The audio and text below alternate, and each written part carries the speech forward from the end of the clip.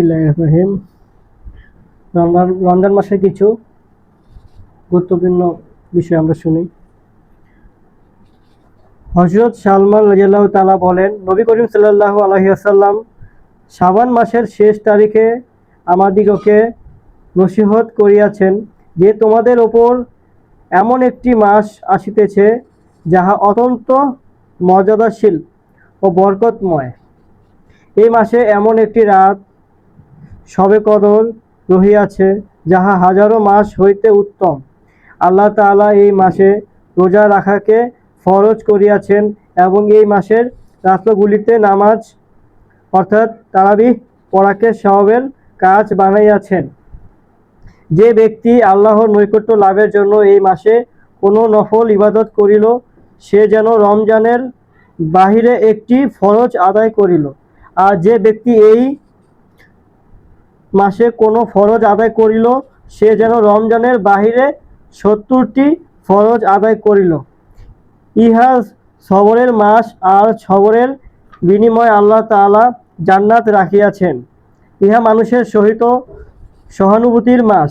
এই মাসে মুমিনের রিজিক বাড়াইয়া দেওয়া হয়। যে ব্যক্তি কোনো রোজাদারকে ইফতার করাইবে, ইহা তাহার জন্য গুনাহমাফি, জাহান্নাম হইতে মুক্তির কারণ হইবে এবং সে রোজাদারের সমান সওয়াবের ভাগী হইবে। কিন্তু রোজাদার ব্যক্তির সওয়াবের মধ্যে কোনো কম করা হইবে না।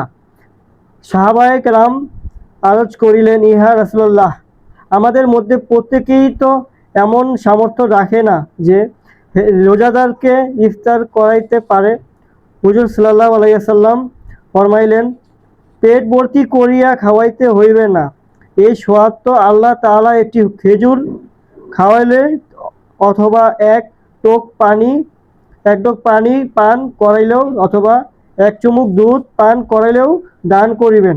ইহা এমন মাস যে ইহার প্রথম অংশে আল্লাহর রহমত নাজিল হয়, মধ্যের অংশে গুনাহ মাফ করা হয় এবং শেষ অংশে জাহান্নাম হইতে মুক্তি দেওয়া হয়।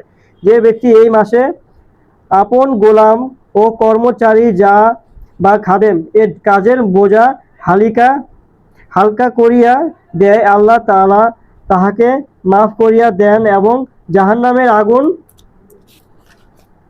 হইতে মুক্তি দান করেন। এই মাসে 4টি কাজ বেশি বেশি করিতে থাকো। তার মধ্যে 2টি কাজ আল্লাহ তাআলার সন্তুষ্টি হাসিলের জন্য, আর 2টি কাজ এইরূপ যাহা না করিয়া তোমাদের উপায় নাই। প্রথম 2 কাজ যাহা দ্বারা আল্লাহ তাআলাকে সন্তুষ্ট করিবে, উহা এই যে অধিক পরিমাণে কালেমায়ে তাইয়্যিবা পড়িবে এবং ইস্তেগফার করিবে। আর 2টি কাজ হইল আল্লাহ তাআলার নিকট জান্নাত পাওয়ার জন্য দোয়া করিবে এবং জাহান্নাম হইতে মুক্তির জন্য দোয়া করিবে। যে ব্যক্তি কোনো রোজাদারকে পানি পান করাইব, আল্লাহ তাআলা কিয়ামতের দিন তাহাকে আমার হাউজে কাউসার হইতে এইরূপ পানি পান করাইবেন, যাহার পর জান্নাতে প্রবেশ করা পর্যন্ত আর পিপাসা লাগিবে না।